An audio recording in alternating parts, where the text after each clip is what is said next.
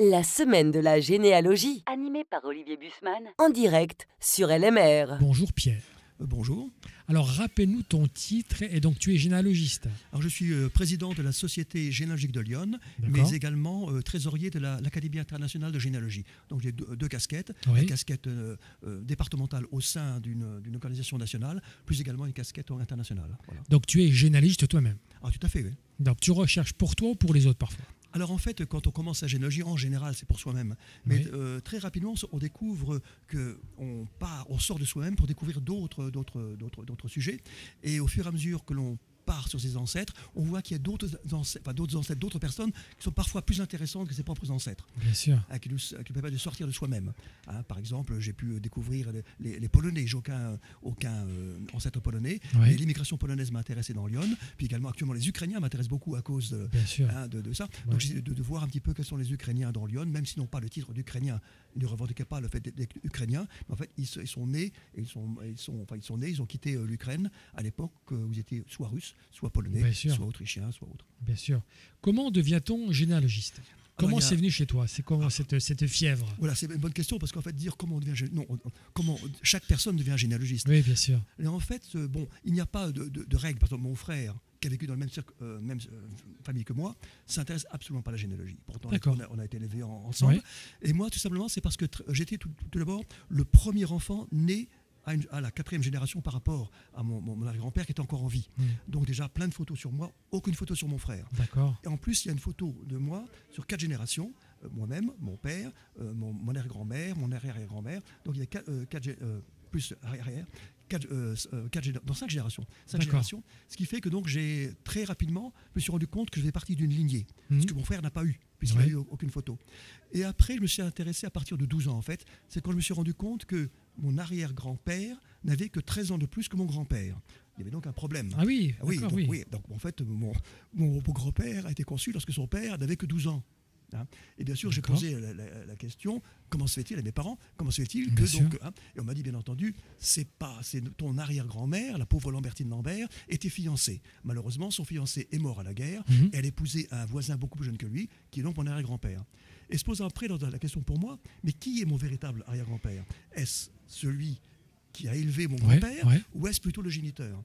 Et au début, je pensais que c'était plutôt le géniteur, mais plus avec l'âge, je me suis rendu compte qu'en fait, je ne suis né qu'à cause de mon arrière-grand-père, qui n'est pas le géniteur, D'accord. puisqu'il a créé les conditions pour que mon grand-père rencontre ma grand-mère. J'ai réussi à retrouver le géniteur, c'était un boucher, fils de boucher, fils de boucher, dans la région lilloise. D'accord. Si mon grand-père avait été élevé par le boucher ou par sa mère Ouais. non mariée, Ouais. il aurait eu un destin tout à fait différent, D'accord. aurait rencontré une autre femme et je ne serais pas là. Et en fait, la généalogie n'est pas du tout l'histoire des gènes, c'est l'histoire des gens. D'accord. Et par exemple, on peut imaginer plein de cas, comme par exemple la Révolution française Oui. a introduit 3 règles. On peut se marier entre cousins germains, D'accord. les curés peuvent se marier, et puis, je ne sais pas plus la troisième.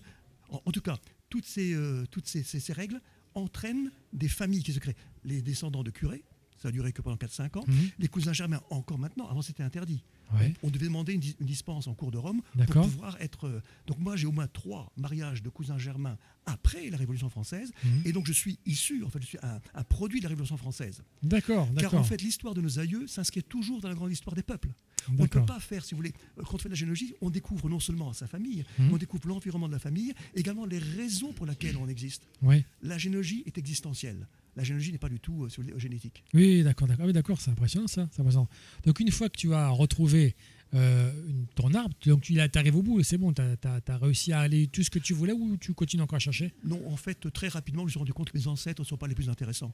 Car, Ah bon? mais non, parce que la plupart de vos ancêtres, la plupart de nos Ouais. ancêtres ne sont pas du tout représentatifs de la société de l'époque. Par exemple, nos ancêtres, si on faisait une étude statistique à partir de tous nos Oui. ancêtres à nous, Oui. de Louis XIV, on aurait une idée faussée de la société de l'époque. D'accord. On ne verrait que des gens suffisamment riches ou suffisamment pas trop riches pour pouvoir continuer à transmettre leurs biens paysans, en fait, Oui.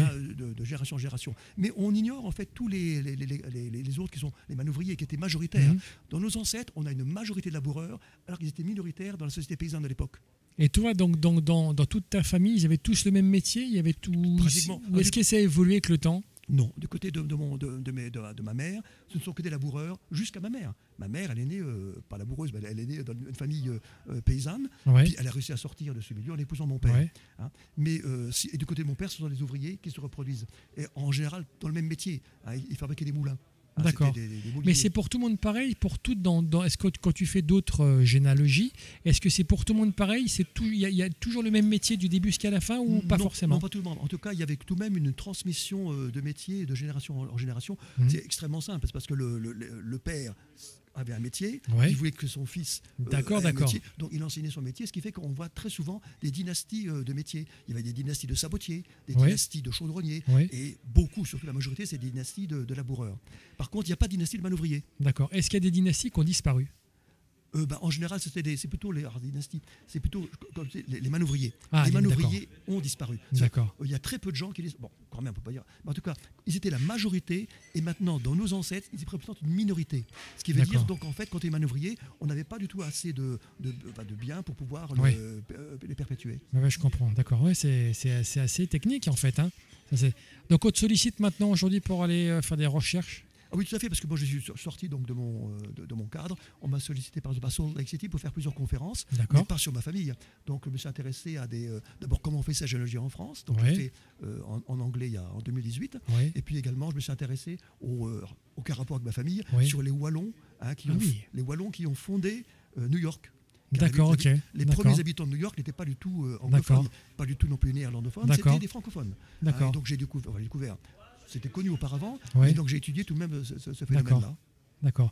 Est-ce que tu as fait rechercher un peu sur les Canadiens? Parce que les Acadiens, forcément, nos cousins canadiens, est-ce que tu as fait des recherches dessus? Tout à fait, comme je suis sorti de ma famille pour Ouais. m'intéresser à des familles plus intéressantes que la mienne, Oui. j'ai relevé tous les Canadiens de Lyon Mhm. qui ont quitté Lyon pour aller s'installer au Canada. D'accord. Et donc, on n'a pas beaucoup, on a 45. Ouais. Donc, j'ai pu étudier à la fois les familles en France, Ouais. mais également la descendance au Canada et aux États-Unis. Oui. Et puis, on a l'honneur, si vous voulez, d'avoir l'ancêtre de Roch Voisine, le chanteur. Ah oui. Il est de Lyon. Ah oui, d'accord. Ah, il est- tout à fait, bien ah, sûr. Et donc, il est de Joigny. D'accord. Et en plus, il a un destin un peu singulier, puisqu'il a été assassiné dans le lit de sa maîtresse par le mari qu'il avait découvert dans une position infâme. D'accord, d'accord. Une petite question qui fâche, je ne sais pas si elle fâche, peut-être Non. dérangeante. Est-ce qu'il y a de la généalogie dans la colonisation? Alors, de l'autre côté, bon, moi j'ai pas eu le problème. Il y a forcément eu, bon, je suppose, il y a forcément eu donc des gens de Lyon qui sont partis en Algérie, certainement d'ailleurs. Ou même plus loin, peut-être, non? Je ne sais pas, bah, ça peut au-delà de l'Algérie. Ah non, mais ça peut être bien sûr le Vietnam, par exemple. Ouais, Ne ouais. serait-ce que bon, Paul Bert Ouais. qui est mort, donc qui est mort à Hanoï. Donc on sait tout ça, mais bon, tout dépend. Je ne me suis pas encore intéressé à ça. Ouais. Pour l'instant, c'est les Ukrainiens. Ça peut être après plus tard, Ouais. ça peut être les Bien gens sûr. qui sont partis ailleurs. Bien sûr. Mais en tout cas, je me suis intéressé à ceux qui sont partis en Suède. D'accord. Pas beaucoup. Ouais. En fait, donc c'est bien sûr. Comme je parle suédois couramment, donc j'ai pu D'accord. fréquenter les archives suédoises. Tu parles combien de langues? 4. 4 langues, lesquelles par exemple? Donc Ouais. j'inclus le français quand même. C'est bien. Est-ce que tu parles le vieux français? Non, on ne le parle pas, le vieux français, Non. mais on peut le lire ou pas. Puis, tout dépend de ce qu'on appelle le vieux français, parce qu'il y a plusieurs époques. Le véritable vieux français du Moyen-Âge, Oui. il faut quand même. C'est une langue étrangère. Par Oui. exemple, en revanche, ce qu'on appelle le français assez ancien d'Henri IV, Oui, on peut le oui. lire, aucun problème. C'est D'accord. du français moderne, en fait. Tu l'as retrouvé dans des actes, je suppose? Oui, surtout dans les actes. D'ailleurs, Ouais. on ne remonte pratiquement pas, parce que la généalogie, jusqu'au vieux français, si François Villon, c'est possible, mais c'est pas le vieux français. Mais avant François Villon, non, il n'y a pas aucun acte de généalogie qui nous amène jusqu'à eux. pour la D'accord. généalogie. D'accord. Parce qu'en fait, on peut remonter en généalogie, grosso modo, tout le monde, Oui. vers 1630. Ouais, c'est ce qu'on disait Voilà. tout à l'heure. Et après, si on a quelques branches nobliotes, donc ça peut remonter jusqu'à, comme mon cas, Ouais. 1480, et Ouais. la grande noblesse, là, remonte au Moyen-Âge. Combien de personnes sont susceptibles d'avoir de la noblesse dans son arbre généalogique? Alors ça, j'en sais rien. Parce que moi, personnellement, à part cette petite branche-là, moi, je dis toujours que j'ai mes 64 quartiers de roture. Et D'accord. au-delà, il faut monter extrêmement haut pour avoir non pas un véritable noble, mais quelqu'un qui était anobli, Oui. puisque il avait ouvert les portes de la ville de Clamcy aux troupes de Henri IV. Pour le D'accord. remercier, il a été anobli, Mhm. mais Louis XIII après l'a désanobli. Ce qui fait que, D'accord. voilà, donc, Donc la quasi-totalité des Français sont roturiers? normalement oui, mais ceci dit, puisqu'on n'a pas assez d'actes pour pouvoir remonter au-delà, disons, de Oui, 1630, oui. en fait, on suppose tout de même que pratiquement tous les Français descendent qui s'appelle de Capet, on descend forcément, et a fortiori qui s'appelle de Charlemagne. Donc là, mais par contre, on n'a aucune preuve. Les seuls qui peuvent avoir une preuve, c'est quand même la belle noblesse, ce qu'on appelle la noblesse immémoriale. Ouais. Même question que j'ai posée à Édouard, directeur des archives de la Côte d'Or. Quelle est la plus belle histoire à laquelle tu as été confronté? Bon, là, c'est une histoire personnelle, excusez-moi, mais c'est ça. Non, mais c'est pas grave. Hein. Non, mais si, quand même. Parce que j'ai découvert en fait mon arrière-grand-tante. On disait toujours, c'était la tante de Russie. Ouais. Comment peut-elle être une tante de Russie alors que justement, elle est née à Lindry puis qu'elle est morte à Tournus. Et là, j'ai découvert en fait qu'elle avait été gouvernante 5 fois en Russie, de 1900 à 1915, et qu'elle a servi, entre autres, son dernier maître, était tout de même le médecin particulier de l'empereur Nicolas II. Ah oui. Elle n'était pas présente, elle a rencontré l'empereur Nicolas II, et puis on a toujours su, en fait, donc elle était en fait la gouvernante du médecin de Nicolas II, alors qu'elle était quand même gouvernante d'autres personnes auparavant, quoi. Et donc ça m'intéressait, donc j'étais en Russie pour retrouver des documents à son propos. Et puis une histoire un peu triste parce qu'en fait elle avait un fils unique. Ouais. Et son fils unique est devenu un héros de la Première Guerre mondiale. Ouais. Il a été tué pendant la Première Guerre mondiale, ce qui l'a sauvé plus ou moins puisqu'elle est rentrée en 1915 pour pouvoir enterrer son fils, ce qui l'a sauvé en fait de la catastrophe de 1917 en Russie. D'accord. Il y a combien de personnes il y a dans ta région qui font de la généalogie? Alors bon, tout dépend. Si je pars de mon association, ton association, oui. Bon, on a commencé, ça baisse puisqu'on a eu 750 adhérents il y a une dizaine d'années. Maintenant, on est autour de 300. D'accord. Mais en dehors des associations, puisque maintenant la majorité des généalogistes font de la généalogie en dehors des associations, surtout les jeunes, puisqu'ils préfèrent les réseaux sociaux. Bien sûr. Alors c'est pas du tout la même approche puisque nous on propose des travaux, ce qu'on appelle d'intérêt collectif. On brasse beaucoup de choses, alors que les réseaux sociaux en fait se concentrent sur des questions-réponses, des réponses ponctuellement à des questions. D'accord. Donc il faut rajeunir un petit peu la généalogie, on peut dire ça? C'est difficile parce que c'est pas du tout les mêmes moyens. Oui. D'ailleurs, première chose, c'est que les jeunes ont tendance à ne pas vouloir adhérer dans une association. Oui. C'est trop, pour eux, c'est un peu suranné. En plus, ils sont entourés que de vieux avec des cheveux blancs comme moi. Et puis, voilà. Alors que toutes les associations ont été créées par des relativement jeunes. Bien sûr. Dans les années 1900. En fait, ça a commencé en 1978. C'est là le grand mouvement. Et la moyenne d'âge des présidents fondateurs était de 45 ans, 50 ans. Maintenant, si vous prenez la moyenne d'âge des présidents actuels, c'est 65 ans. D'accord. Et donc, beaucoup étaient déjà à l'époque de la fondation. Moi, ça fait donc 41 ans que je suis dans mon cercle. Je suis toujours là. Et puis, autour de moi, je suis un des plus jeunes dans mon conseil d'administration. Ah oui, d'accord. J'ai comme 73 ans. Et le problème pour les associations, qui ont quand même mené beaucoup d'actions, c'est après de trouver un successeur. Et pour l'instant, derrière moi, il n'y a personne. Il n'y a pas de repreneur. Alors qu'il y a des moyens, on a mis des choses en place, même financièrement. On est bien sûr. Mais aucun jeune ne va vouloir reprendre. Ah ouais, c'est dur ça quand même, c'est dur de se dire parce que si ça s'arrête, comment ça se passe du coup? Non, il y a des moyens, parce que ça finira par la Fédération française. D'abord, ça va se regrouper autour de la Bourgogne, je suppose, puis après ça finira éventuellement une vingtaine d'années autour de la Fédération. Bien sûr. Et dans ton autre casquette, donc du coup? Alors que c'est l'Académie internationale. Alors là, justement, c'est comme je m'occupais également des étrangers et tout, je me suis intéressé forcément au mouvement étranger. Et donc j'ai commencé à fréquenter ce qu'on appelle les congrès internationaux de généalogie et les colloques. Alors, les congrès organisés par la Confédération et le colloque par l'Académie. Et on m'a repéré forcément, puisque je parlais plusieurs langues étrangères, et que je pouvais donc faire des conférences en anglais. C'est une des langues qu'on demande. Il y a quatre langues officielles, le français bien sûr, l'anglais, l'espagnol et l'allemand. On a rajouté l'italien dernièrement, ce qui fait donc que ça donne quand même une belle panoplie pour pouvoir s'exprimer. C'est pas anglicane, c'est ça, anglican? Non, tout à fait, non, c'est ouvert. Le français, en plus comme c'est l'Académie a été fondée en France, même la Confédération a été fondée en France par le duc de la Force, et puis nous c'était fondé par Michel Taillarderie. Donc c'est vraiment des associations françaises au départ, et donc qui sont développées à l'étranger. Donc la langue française reste forcément une des langues officielles. Bien. Est-ce qu'il y a un site internet sur lequel on peut retrouver ton association, ton cercle? Bien entendu. Alors je vais l'épeler parce que c'est donc sgy.secretariat sans accent @wanadoo.fr. D'accord. Il y a un site internet, il y a un site web ou pas du tout? Si, c'est ça. D'accord. Ah non, excusez-moi. Non, le site, c'est l'adresse mail que tu m'as donnée. Ah oui. Mais je veux savoir si tu as un site web. Alors oui, on a un site web. Par contre, je ne sais pas, vous tapez Société Généalogique de Lyon, normalement vous trouverez. Bon, on trouvera tout. Normalement tout. C'est parfait. Est-ce que tu veux rajouter quelque chose? Non, c'est des questions à poser. Moi, je suis là pour vous Bah, répondre. écoute, moi, je suis là toute la semaine.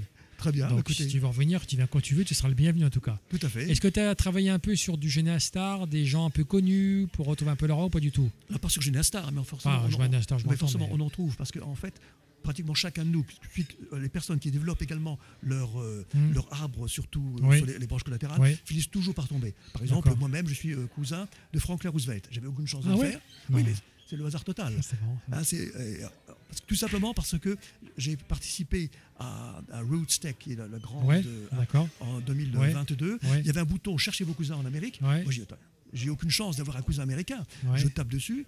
Et comme j'avais déjà déposé ma généalogie sur D'accord. Family Search, Ouais. ils me sortent Franklin Roosevelt. J'ai vérifié 5 générations en plus. Ils m'ont rajouté 5 générations qui étaient véritables. Ouais. Hein. Il n'y avait que 2 générations. J'ai dit, si 5 générations sont bonnes, je considère que les 2 premières sont les bonnes. C'est fait aux États-Unis. D'accord. Donc, sinon également, je suis cousin d'Arthur Rimbaud. Voilà, Ah ouais, c'est- d'accord, ouais, voilà. sympa. Mais en fait, il n'y a pas que moi. Oui, oui, je me Hein, dis, t'es on fait plusieurs. partout pour vous. On fait Bah toujours oui, bien sûr, paraître bien cousin. sûr.